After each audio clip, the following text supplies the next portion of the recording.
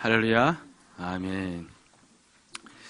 우리 지난 한 주간 많이 바쁜 가운데 또 마음도 분주한 가운데 지내서리라 여겨집니다. 또 그 가운데 예수 믿는 자로 살아가려고 아마 힘쓰고 애쓰는 줄 압니다. 우리 옆에 계신 성도님들 향하여서 격려 좀 했으면 좋겠습니다. 수고하셨습니다. 수고하셨습니다. 그렇죠. 예. 얼마나 애썼습니까? 예, 너무 감사합니다. 근데 앞에 순서가 한두 개 빠진 것 같아요. 설교 시간이 이렇게 빨리 돌아오는 거 아닌 것 같은데, 되게 빠르게 설교를 하는 것 같아요.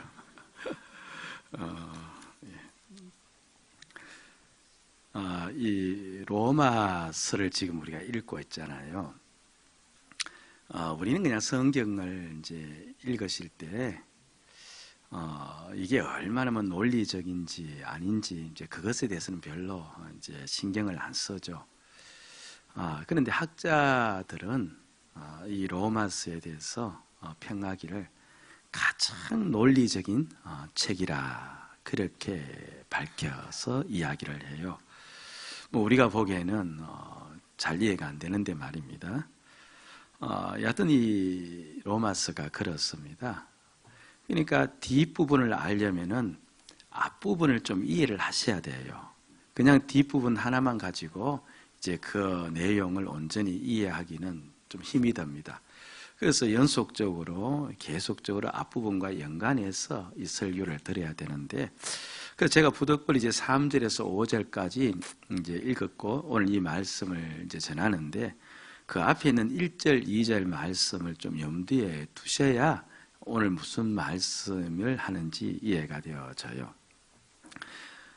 이제 1절, 2절은 이런 내용이죠. 이제 이방인이 구원을 받고 하나님의 택한 자녀가 되었죠. 그런데 한편으로 보면 그거 참 너무 이제 이상한 겁니다. 원래 사람들이 생각하기에는 누가 하나님의 자녀예요? 이스라엘이죠. 그들이 하나님의 택한 백성이 있는데 자신들이 하나님의 택한 백성이 되어버린 거예요. 그리고 이스라엘은 하나님의 백성이라 하면서도 예수를 믿지 않으니까 그게 이들의 이 이방인들의 입장에서는 어떻게 그럴 수가 있나? 자기들도 예수를 믿어서 하나님의 자녀가 되어야 되는데 어떻게 그들을 믿지 않고 우린 이렇게 예수를 믿어 하나님의 자녀가 될 수가 있었느냐? 거기에 대해서 바울이 설명을 해주고 있는 내용이 앞부분인데, 바로 하나님이 너희들을 불쌍히 여기시고 너희들을 사랑하신 하나님의 자비하심 때문에 그렇다. 하나님이 너희들을 긍휼히 여기셔서 그렇게 하셨다. 이제 그 이야기를 합니다.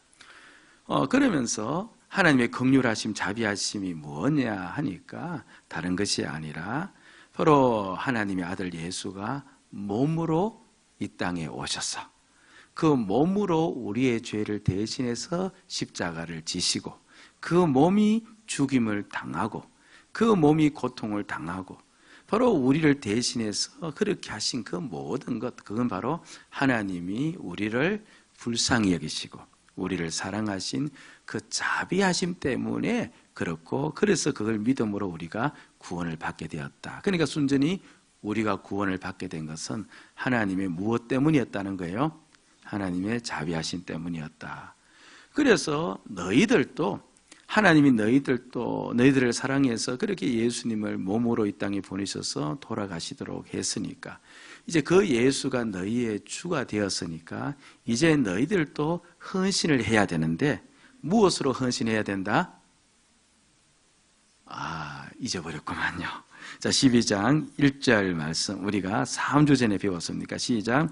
그러므로 형제들아, 내가 하나님의 모든 자비하심으로 너희를 구원하노니 너희 몸을 하나님이 기뻐하시는 거룩한 산 제물로 드리라. 이는 너희가 드릴 영적 예배니라. 너희도 무엇으로 헌신해야 된다? 몸으로 헌신해야 된다. 자, 그렇게 하면서 그럼 우리가 이제 몸 바쳐 헌신하는 영역들이 참 많이 있잖아요. 가정을 위해서도 몸 바쳐서 헌신하고, 그것 또한 주의 일은 분명하거든요. 그리고 나에게 맡겨진 학업을 위해서 몸 바쳐 헌신할 수도 있고, 그 다음 나의 생업틀을 붙잡고 내 몸을 다 불사르면서 헌신할 수도 있는데, 그렇게 성실히 살아가는 것, 그거 다 주님 안에서 합당한 일임은 분명하죠. 이렇게 우리의 삶의 영역이 여러 군데가 있는데, 그럼 우리가 이렇게 몸으로 헌신해야 될 때 어디서부터 시작을 해야 되느냐? 무엇에 먼저 우리의 몸을 들여 헌신해야 되느냐?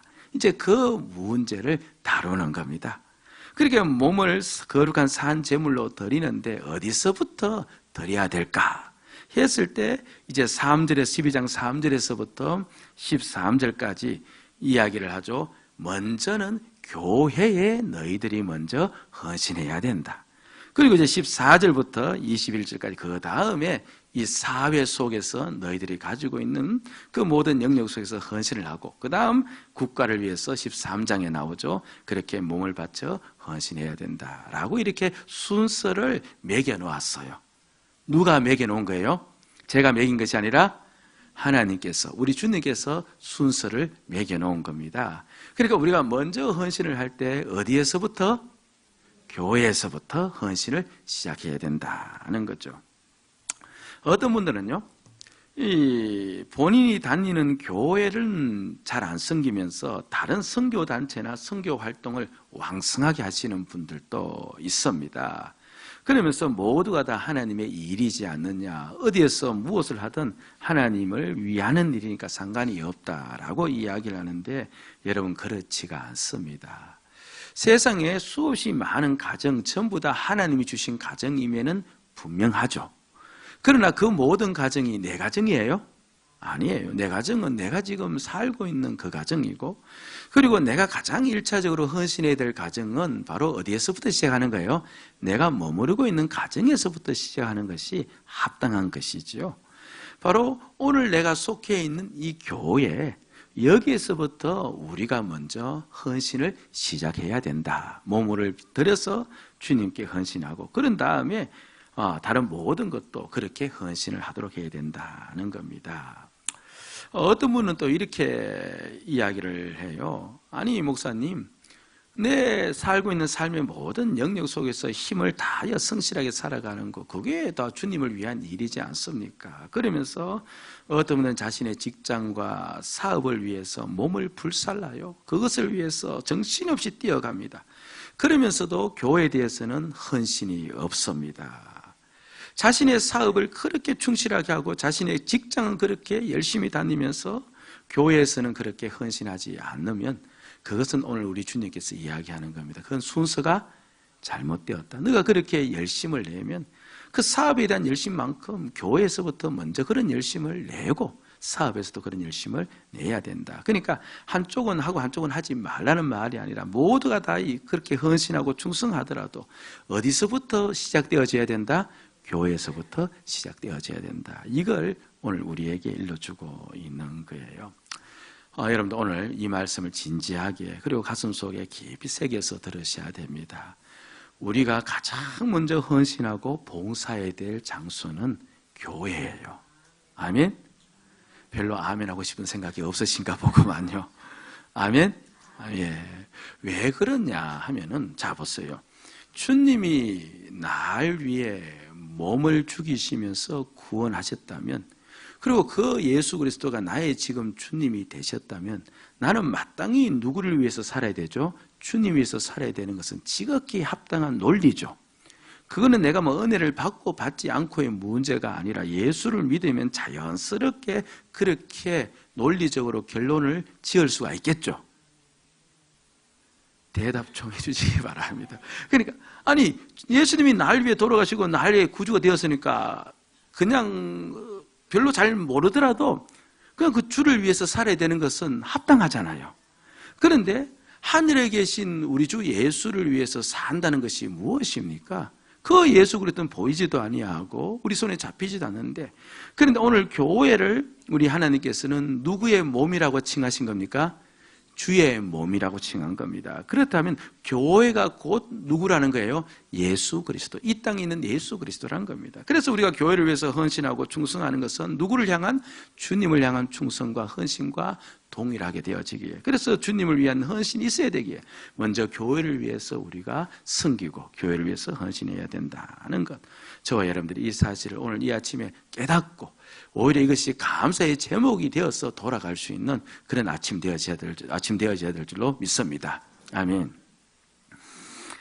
세계로 교회, 교회가 이름이 똑같은 게 많은데 부산에 있는 세계로 교회 그 손현보 목사님이란 분이 이제 전도가 너무 쉬워요라는, 그렇죠. 선도가 세상에서 그냥 쉽다라는 그 같은 내용의 이제 책자를 하나 내었는데요. 오래 전이죠. 이제 하나의 일화를 소개해 놨어요. 이제 권사 이제 임직을 이제 다 마친 다음에 그 권사 임직자들을 불러놓고 이제 이 목사님이 말씀을 했답니다. 권사님들, 이 권사님의 직분은 이 너무 중요한 사명입니다. 세상에서 대통령이 되는 것보다 하나님께서 주신 직분이 더 중요합니다. 여러분들 정말 이렇게 믿으셔야 돼요. 아멘? 예. 좀 믿어주시기 바랍니다. 예.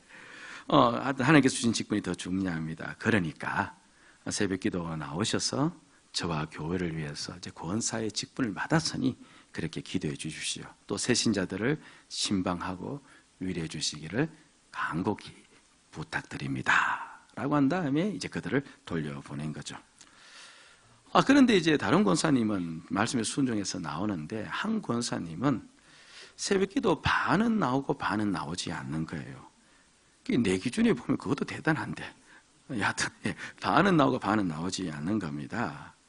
그래서 이제 그 권사님에게 이제 권면을 한 겁니다. 그렇죠? 권사님, 영혼을 위해서 기도해야 됩니다. 그것 때문에 권사 직분 주었는데 그 직무를 소홀히 하면 어떻게 합니까? 그렇죠? 예. 그렇게 간곡히 이제 이야기했는데 권사님은 바빠서 안 된다는 거예요. 바빠서 안 된다는 겁니다. 계속 권면했는데 바빠서 안 된다니까 목사님 마음속에 궁금증이 생기잖아요. 권사님 직장도 안 다니는데 뭐가 그렇게 바쁘냐 싶어서, 권사님 뭐가 그렇게 바쁘세요? 물었더니 자기 아들이 이제 그 지역의 법원의 주차장을 이제 운영권을 받아서 이제 운영을 한답니다. 근데 사람을 이제 서면 이제 경비가 나가니까 자기가 이제 나가서 이제 주차를 좀 이렇게 봐주고 아들도 좀 쉬게 만들고, 그러면서 아들에게 이제 도움을 주기 위해서 그렇게 나간다, 그렇게 이야기를 해요. 그러자 이제 이 목사님이 담대하게 이야기를 했죠. 권사님, 그렇더라도 그 일은 아들의 일이니까 아들에게 맡기시고 권사님은 직분을 받았으니 교회 와서 기도하셔야 됩니다. 제발 전도도 하고 신앙생활도 좀 제대로 하시면 좋겠습니다. 그냥 겁이 없는 그 목사님이에요. 그런데도 이제 권사님이 변함이 없는 거예요. 그렇죠? 그래서 이 목사님이 이렇게 권하고 이렇게 했는데도 왜 이렇게 이 권사님이, 그렇죠? 이렇게 변하지 않을까? 그래서 이 주변에 있는 이제 성도들한테 이제 물어보았답니다.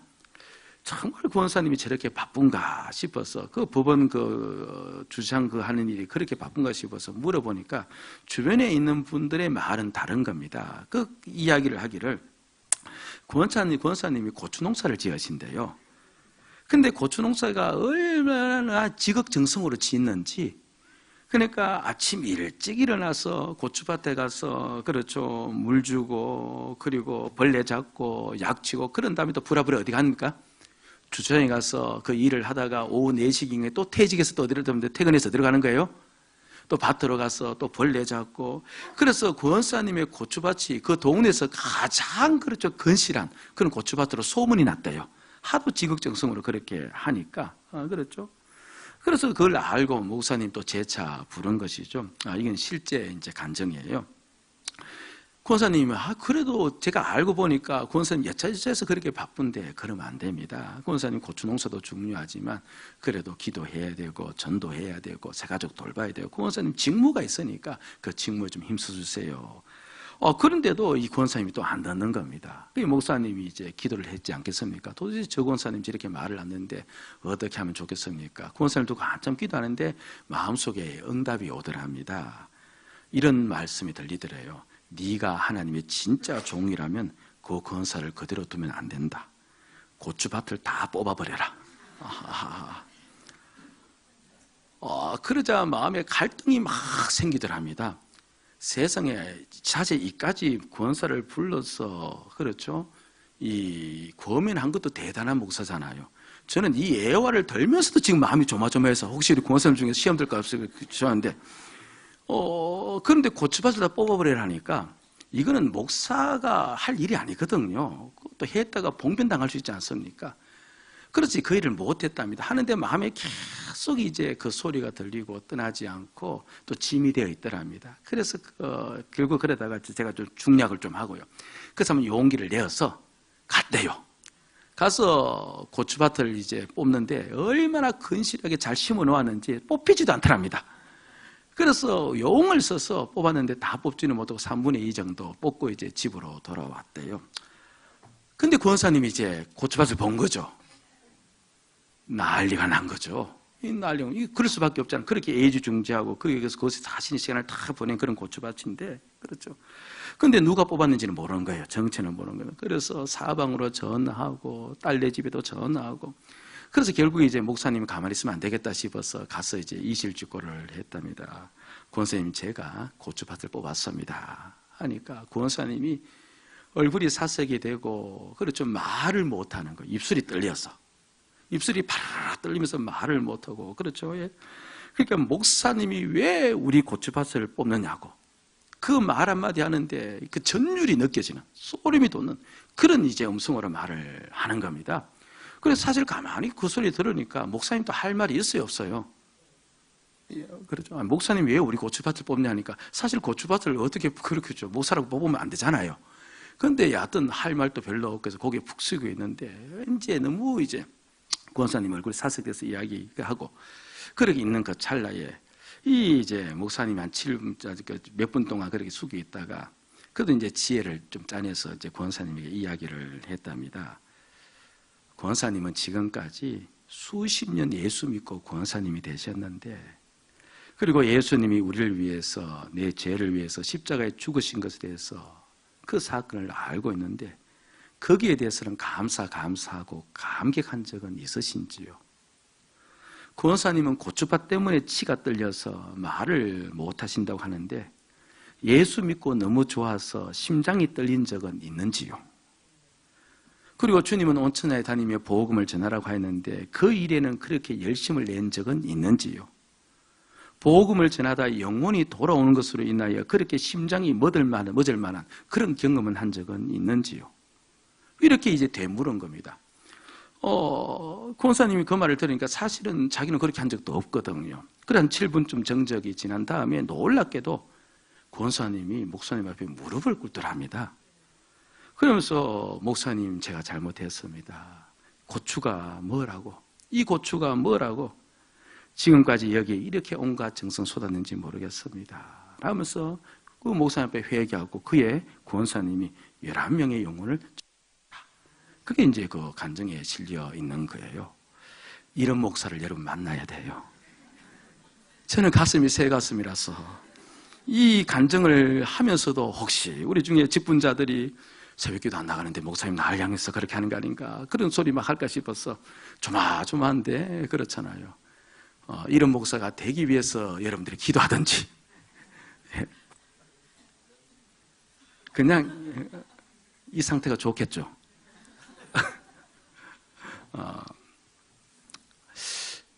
여러분 정말 우리가 진지하게 한번 생각을 하셔야 돼요. 우리가 몸을 다 바쳐 헌신하고 우리가 수고하는 그 영역들을 한번 보시기 바랍니다. 가정을 위해서는 그렇게 뛰었고 회사를 위해서는 그렇게 불철주야 고민하면서 밤샘하면서 뛰었는데 교회 와서 영혼 위해서 밤샘 한 적 없고 교회 안에서 어떠한 성도들 섬기는데 힘쓴 적 별로 없고 그 영혼들 붙잡고 기도한 적 없이 내가 살았다면 도대체 내가 받은 이 구원이라는 것은 무슨 의미가 있다는 말인가? 주님이 내 주가 되어서 날 위해 그렇게 몸 바쳐 피 흘렸다면 나 또한 주를 위해서 그렇게 살아야 됨에도 불구하고, 그런데 내가 그렇게 살지 않고 온통 그것을 가장 사순위 해놓고 그냥 여유 시간 조금 있을 때 교회 와서 봉사는 하는 것으로 만족해하면서 그렇게 살았다면 도대체 나와 주님과의 관계는 이게 무슨 관계란 말인가? 한번 보실 수가 있어야 되는 거죠. 어떤 분은 이 교회를 섬기는 것이 먼저라고 이야기하면, 그렇죠, 교회가 너무 우리를 힘들게 한다, 그렇게 이야기하시는 분도 계세요. 여러분들, 왜 우리 주님께서 이렇게 교회를 먼저 섬기라고 했을까요? 날 위해 몸을 다 버리시고 날 구원하신 그 주님이 나의 시간 착취하고 나의 노동력 착취하고 내 가지고 있는 물질 착취하기 위해서 우리 주님이 이 교회를 먼저 그렇게 섬기라고 했을까? 그렇게 했을까? 그렇게 한 것은 분명 아니겠죠. 그렇다면 날 위해 돌아가실 필요가 없잖아요. 분명 날 위해 돌아가신 그 주님이 교회를 그렇게 먼저 섬기라면 반드시 거기에는 나에게 유익이 있기 때문에 그런 줄로 믿습니다. 아멘? 나에게 덕이 있고 나에게 복이 되기 때문에 그렇게 하신 것이지, 내 시간 빼앗고 내 노동력 빼앗기 위해서 그렇게 한 것은 아닌 줄로 압니다. 그러면서 곰곰이 생각해 봅니다. 그래, 그렇구나. 내 신앙과 내 믿음이 사실은요, 그냥 내가 열심히 믿어서 그렇게 된 것 같아 보일지라도 그게 아니라 성도들이 나를 섬겨 주었기 때문에 사실 오늘 나의 믿음과 신앙이 지금까지 유지되고 보존될 수가 있었던 거예요. 아멘? 네. 성도들의 도움이 없었다면, 나를 돌봄이 없었다면 사실 내 신앙은 유지될 수 없었습니다. 그런 면에서 보면은 섬기라고 한 까닭은, 그렇구나, 주님께서 내 신앙, 내 믿음 더 단단하게 정금같이 만들기 위해서 그렇게 하셨구나 하는 것을 어느 정도 이해는 할 수가 있는 거죠. 자, 한번 제가 다시 설명합니다. 성도들의 도움으로 내 신앙이 이렇게 이곳까지 왔다는 것을 제가 설명을 한번 해드릴게요. 당장에 그냥 한 가지 예로 이 예배 시간만 봐도 그렇습니다. 여러분이 이제 대부분 이제 교회에 와서 무엇을 통해서 신앙이 성장하느냐라고 물으면 거의 대동소이해요. 말씀이 무엇입니까? 은혜를 받고, 그래서 그 말씀대로 살아가려고 예수는 가운데 내 신앙이 성장하였다, 그렇게 이야기를 하죠. 그럼 무엇으로 은혜 받아요? 말씀 은혜 안 받으면. 대부분 이제 말씀을 통해서 은혜 받고 그렇잖아요. 그 말씀을 붙잡고 살고, 그 말씀의 은혜가 되지 않으면 내 신앙은 그렇게 잘 성장하지가 않는다는 것 우리가 다 경험적으로 알고 있죠. 좀, 예. 그런데요, 이제 우리가 이 주일날 와서 말씀을 듣고 은혜를 받는데, 그런데 우리는 그냥 한 단면만 보고 있는 거예요. 그냥 목사님이 말씀을 전하고 그 말씀이 내 마음에 들어오니까, 그래서 나에게 은혜가 되어지고, 그래서 내가 그 말씀을 붙잡으니까 내 믿음이 성장하였다. 이것은 지극히 작은 한 단면만 보고 있는 겁니다. 무슨 말씀인가 하니까, 차량 운행자가요, 성도들 이곳에 이제 태워왔습니다. 그리고 교회 차량으로 오시는 분들 같으면은, 그러면 차량 운행자가 없다면 말씀을 들을 수가 있습니까? 없습니까? 못 듣습니다. 그리고 개인 차량 가지고 오시는 분들도 이곳에 오셨을 때 그래도 주차부들이 이리저리 안내하지 않습니까? 만약 주차부가 아무도 없고 차를 어디에 세워야 될지 몰라서 그냥 이 교회 주변을 몇 바퀴 그냥 돈다고 생각해 보시기 바랍니다. 그러면 마음이 욱하는 성질 가지고 또 돌아갈 수도 있겠고, 또는 뭡니까, 이 마음에 힘든 마음 가지고 이곳에 앉아 있어서 예배 드릴 수도 있고, 힘든 마음 가지고 있으면 또 예배가 됩니까? 안 됩니까? 또 예배가 안 되지 않습니까? 그러니까 주차부가 비록 그렇죠, 부족하지만 깍듯이 섬겨주고 이리 오십시오 저리 오십시오 안내주는 그 덕택에 편안히 차를 주차해서 이곳에 와서 또 예배 드릴 수가 있게 되어진 것이죠. 그리고 여러분들이 지금 앉아있는 그 자리, 그리고 밟고 있는 그 밑에 바닥, 어저께 셀 식구들이 와서 열심히 닦고 쓸고 몇 시간을 그렇게 헌신한 겁니다. 만약 앉아있는데, 그리고 발을 밟고 있는 그곳에 먼지가 가득 쌓여 있다면, 그리고 바람은 옮길 때마다 먼지가 풀풀 난다면 설교에 집중이 될까요? 안 될까요? 안 될 겁니다. 그렇죠. 왜 이 교회 이렇게 먼지 많냐 하면서 그곳에 신경 쓰느라고 말씀에 집중도 안 될 겁니다. 그렇잖아요. 예. 그리고 여러분 들어올 때, 그렇죠. 환영부, 안내부원이, 그렇죠. 따뜻하게 인사하면서 여러분들을 맞이했습니다. 여러분들이 교회에 왔는데 아무도 맞이해주지 않으면 마음이 또 얼마나 허전하겠어요. 그리고 여기 있는 찬양대가 아침 일찍 와서 찬양 준비 열심히 해서 여러분의 찬양 들려드리지 않았습니까? 또 오케스트라가 또 그렇게 준비해서 들려드렸습니다. 어제 토요일에는 그 방송팀이 그렇죠. 늦게까지 방송 장비 전부 다 점검하고 만져서 이렇게 오늘 이 아침 설교 원활히 나올 수 있도록 그렇게 준비하고 애썼습니다. 만약 방송팀이 조금 게으르고 나태하든지 없다면은 오늘 이렇게 마이크에서 설교할 때 또 어떤 소리가 나올지 모르고 또 우리가 듣지 못할 수도 있는데 다 준비한 겁니다. 지금 3층에서는 우리 구원사님 몇 분이 이 예배를 위해서 중보기도 하고 있어요. 그러니까 이 주보를 보고 여러분이 가지고 있는 그 주보를 보고 순서를 보고 지금 말씀 시간이니까 우리 성도들 얼굴을 떠올리면서 성도 은혜 받게 해달라고 그렇게 지금 기도를 지금 현장에서 하고 있는 겁니다.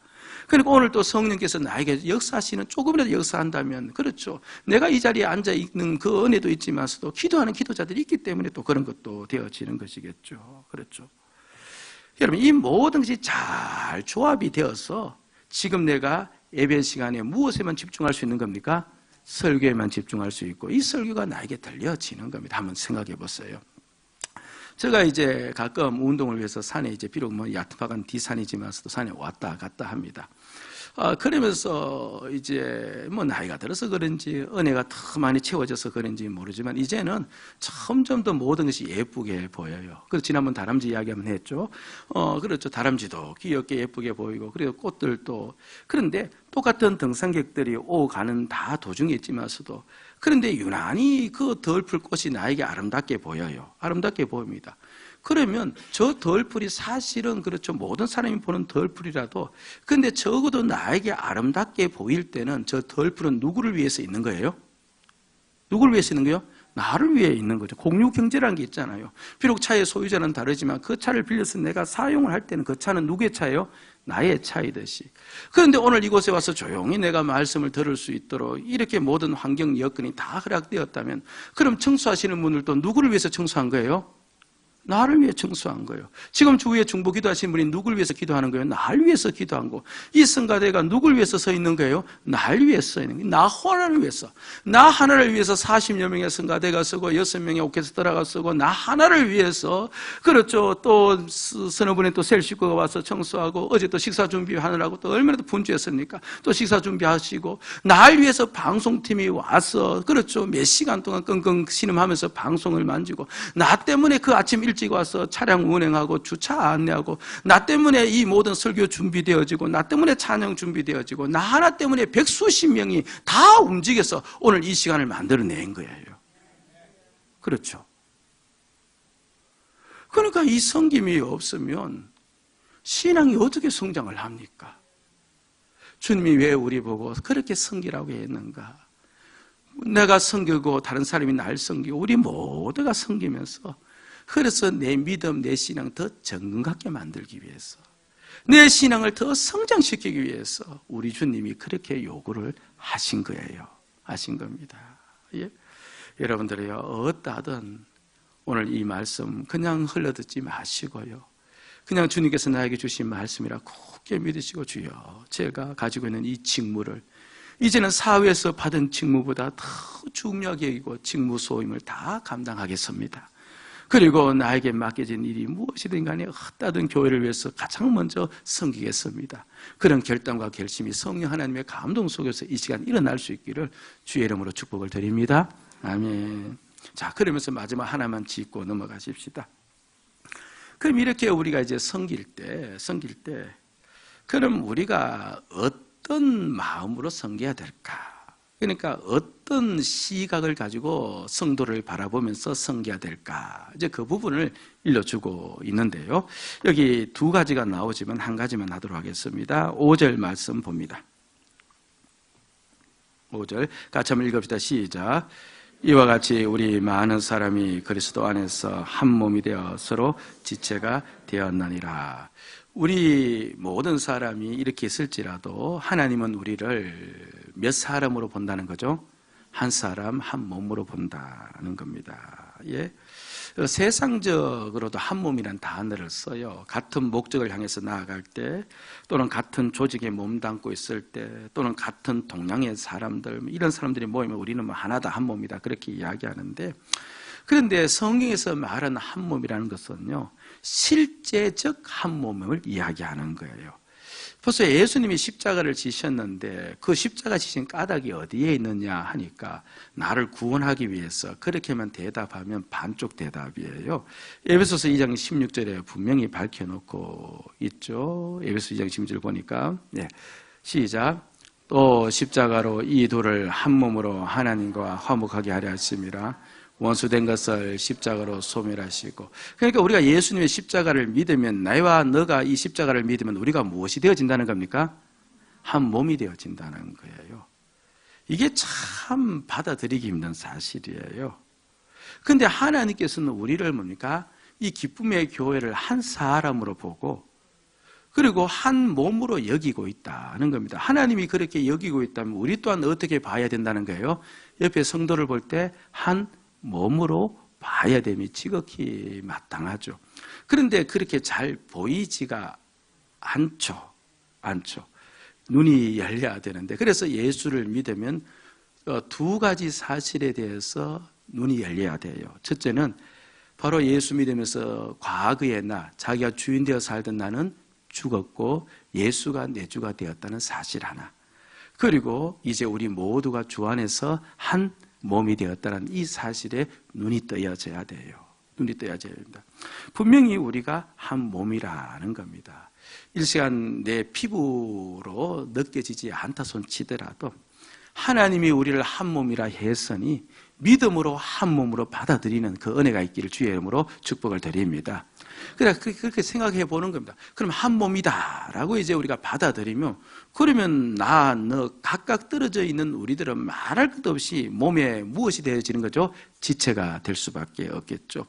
한 몸이라 보면서 우리가 지체라고 여겨지면 저절로 우리가 어떻게 섬겨야 될지 몇 가지를 깨닫게 되어진다는 것입니다.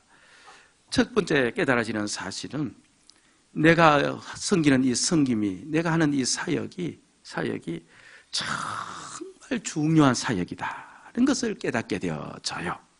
왜 그런 거 아니까?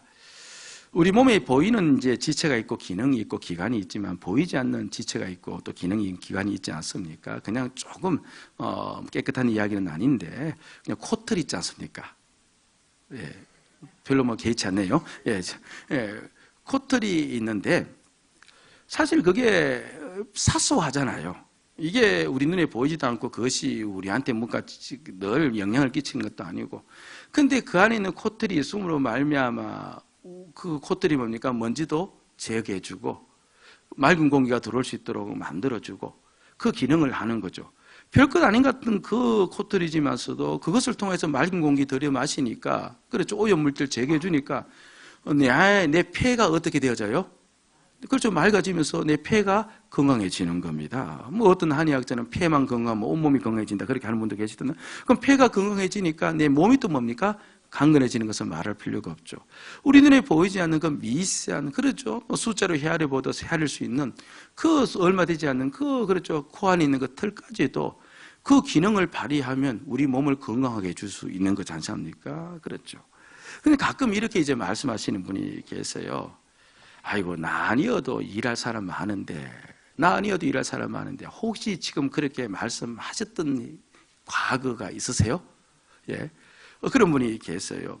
그래서 이제 나는 이제 좀 쉬어야 되겠다 그렇게 이야기하는데, 그것은요 우리가 한 몸임을 깨닫지 못하는 데서 오는 소치입니다.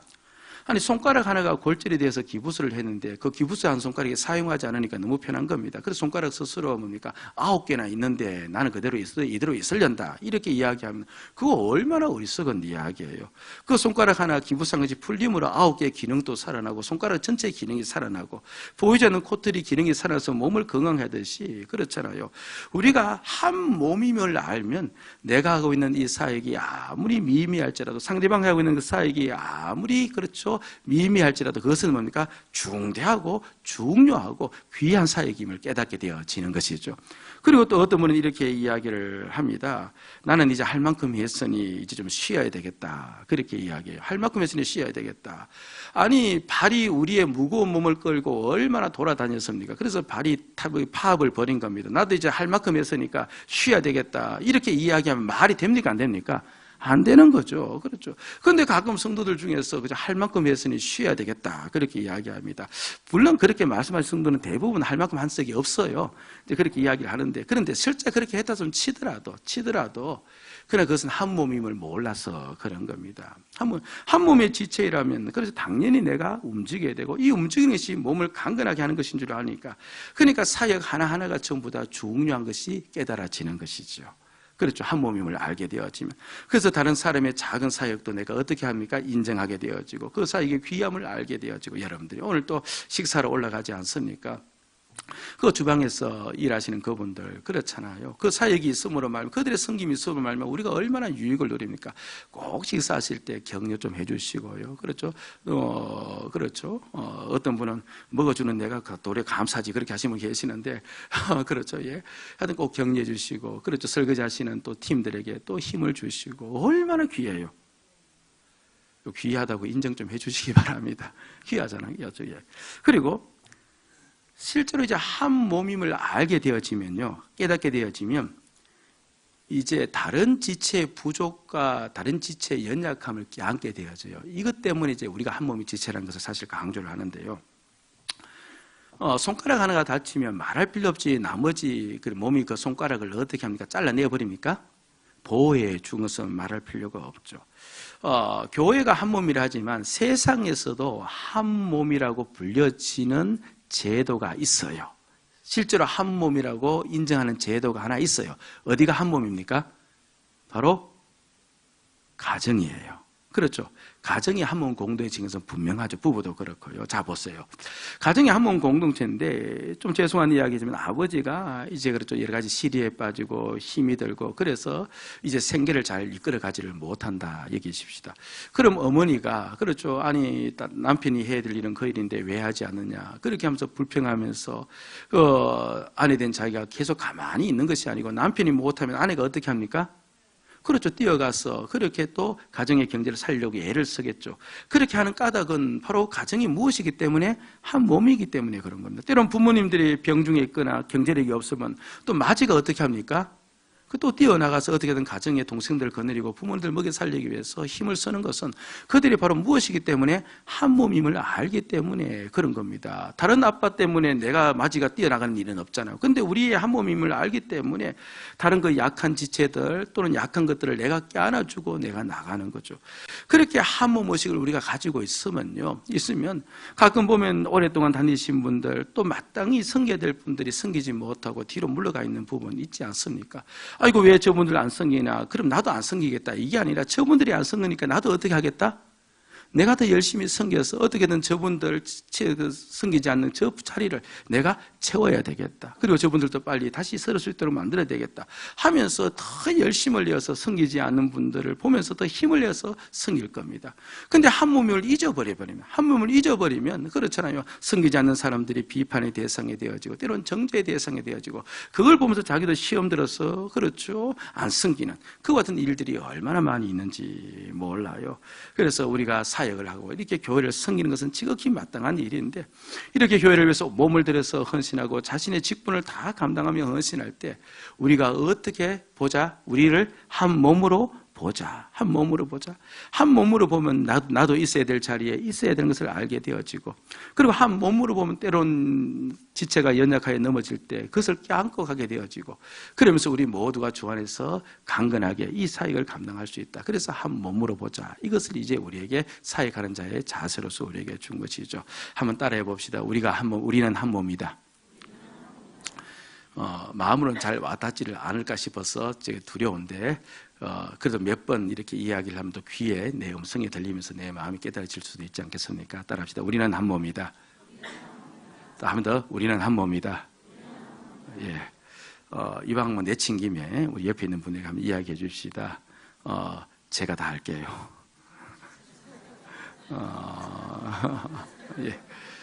예, 그렇죠. 예.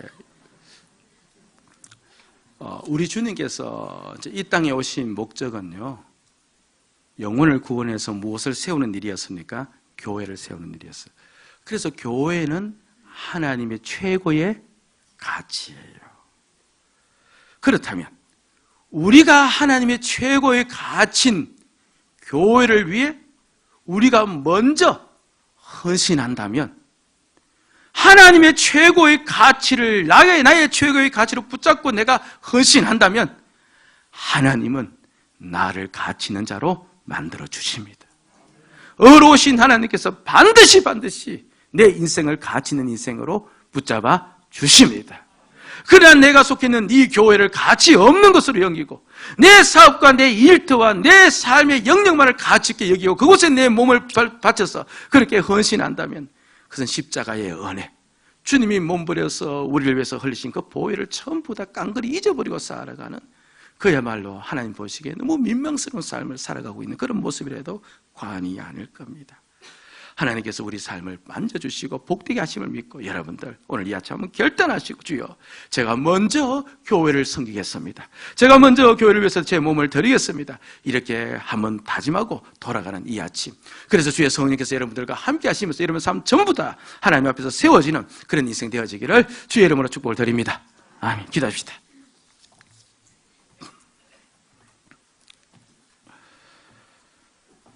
우리들도 말씀 붙잡고 같이 한번 기도합니다. 주님이 몸을 날 위해 죽으시고 고통당하시고 내어주고 날 구원해서 이 교회에 나를 소속시켜 주었는데, 내가 주님을 섬기듯이 교회를 먼저 섬기겠습니다. 내 생업을 위해서 그렇게 뛰었는데 이제는 교회를 위해서도 그렇게 뛰겠습니다. 내가 내 직장 일에는 그렇게 열심을 내었는데 교회에서도 그렇게 열심을 내겠습니다.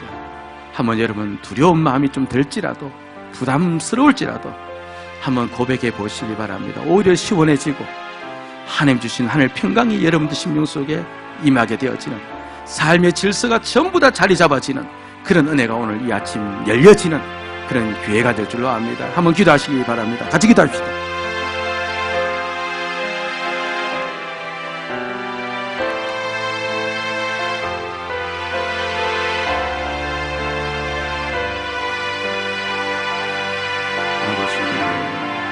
우리가 먼저 주를 원하시나를 주시옵소서. 우리 하나님의 직분을 주를 위해서 헌신하고 싶도록 도와주시옵소서. 내가 생업을 위해서는 그렇게 열심히 합니다. 내 사업을 위해서는 그렇게 열심히 합니다. 내 신앙생활에 아버지 남아있는 여유를 가져가는 생활이 되지 않도록 주시옵소서. 신앙생활이 본하게 되게 주시옵소서. 주님을 섬기는 것이 내 본업이 되어 주시옵기를 원하옵나이다. 아버지 하나님이 내 아버지를 위해서 내 삶을 이끌고 내 삶을 만들어 가시는 일, 우리 모두가 이 아침 감당이 될다면 내게 해주시옵기를 소원을 드리옵나이다. 전능하신 하나님께서 함께 주시옵시고 역사해 주시옵기를 원하옵나이다. 주여 도와주시옵소서. 주여 은혜를 내려 주시옵소서. 주여 은총을 되어 주시옵기를 원하옵나이다. 성령 하나님의 거룩한 기름 부으심이 아니라 우리 가운데 나타나시기를 인도해 주시옵기를 원하옵나이다. 아버지 하나님, 세계 끝나고 우리의 삶의 전체가 질서가 다해져서 돌아가게 주시옵기를 원하옵나이다. 주님은 우리의 것을 빼앗기 위해서 열심히 하는 것입니다. 우리를 채워주고 우리를 살리기 위해서 주의 몸된 교회를 헌신하라고 한 줄을 기억하고 주여 주님을 섬기는 그 마음을 가지고 우리가 그렇게 섬길 수 있도록 도와주시고 이들의 삶의 질서가 잡히게 하여 주시옵소서. 내 생활의 질서가 잡히게 하여 주시옵소서. 내 삶의 균형이 이루어지게 해주시옵기를 원합니다. 아버지 하나님, 우리 주님께서 삶의 질서를 주었는데 우리의 몸으로 헌신하고 봉사해야 될 영역도 순수가 있음을 가르쳐 주었는데 주님을 섬기는 그 마음으로 주의 몸된 교회를 섬기면서 우리의 모든 삶의 질서가 오고 균형이 오는 그런 복된 이 아침 되어지기를 소원하옵나이다. 그러면서 내 믿음이 더욱더 정확 같아지고 주님과의 관계가 더욱더 가까워지는, 그래서 하나님이 주시는 가장 좋은 은혜와 은총을 누릴 수 있는 신앙길을 걸어갈 수 있기를 원하옵고 예수님 이름으로 기도드리옵나이다. 아멘.